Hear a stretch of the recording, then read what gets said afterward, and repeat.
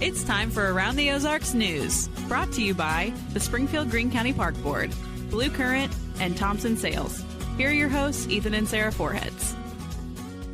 Hey there, good morning to you on Tuesday. Hope you're having a good week so far. I'm glad to be back, and we got some news to tell you about this morning. Yes, an investigation is underway after a person was killed at Springfield's Noble Hill Sanitary Landfill. Happened yesterday afternoon in what police have called an accident so far.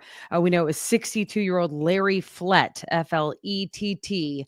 He was killed yesterday while he was working a dump truck when it overturned and caught fire. Former Springfield police officer, actually. That landfill is closed for now through tomorrow at least while crews work on that investigation.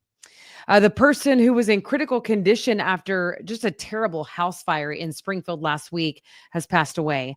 It was actually a 13-year-old girl. Firefighters, I should say, were able to rescue her initially from the burning house, took her to the hospital, but she was unable to recover from the injury she sustained. No word yet on what started that fire. It was on South New Avenue near downtown Springfield on Wednesday. As expected, charges are now filed against a woman in Kimberling City who police say started that fire in an apartment complex that displaced 19 families. Very dangerous. Investigators say Angie Maywald admitted to the crime. She's now charged with arson, endangering the welfare of a child, accused of starting the fire, then running into some nearby woods, and that's where she was caught and arrested. Switching gears now, we told you yesterday about some pretty wild and unexpected hail that hit Lebanon. This was late Saturday night, and it was super fast, apparently 5 or 10 minutes. We know that it damaged some of the murals in town, pretty extensive damage because of how hard it was pelting the buildings where it was. In fact, it looked like snow. I mean, it was really wild how quickly it just covered the entire ground.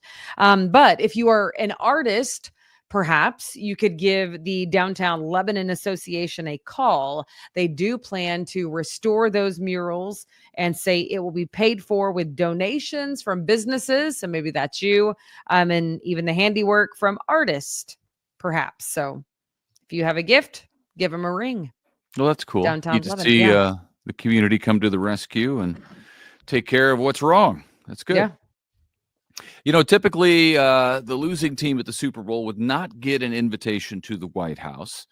But that is not the case this year. President Trump is not only inviting the Philadelphia Eagles, who of course beat the Chiefs, but also the president is inviting the Chiefs team from 2020 because back in 2020, COVID hampered the ability to visit the White House after the Super Bowl. So the president is now inviting the 2020 Chiefs, Super Bowl champions, to the White House instead. So both teams will get to go visit the president and see the White House, which is cool because, it's 2020 is kind of a lost year. A lot of things didn't happen in 2020 and 21. Right. Yes. Good for them to get to go. All right. It is happening. Springfield is getting another coffee chain. Dutch Brothers Coffee is coming to town. They are based in Oregon, and they say they are planning to add at least 2 stores here, one in Springfield, one in Ozark. If you've never been to one, their setup is very similar to 7 Brew.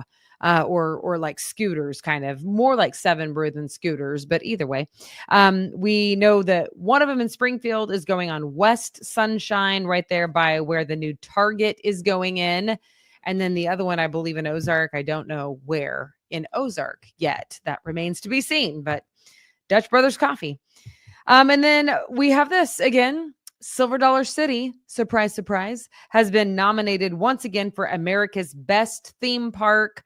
They've won this multiple times now, and as they should. It's a really great park. You can go vote right now. This is USA Today's contest, kind of the readers of USA Today get to vote on America's poll, if you will. It is silverdollarcity.com/vote. So you can vote starting right now through April 21st. And good luck to Silver Dollar City. Well, they always do well in that. They do very well in the Christmas decorations for a theme park.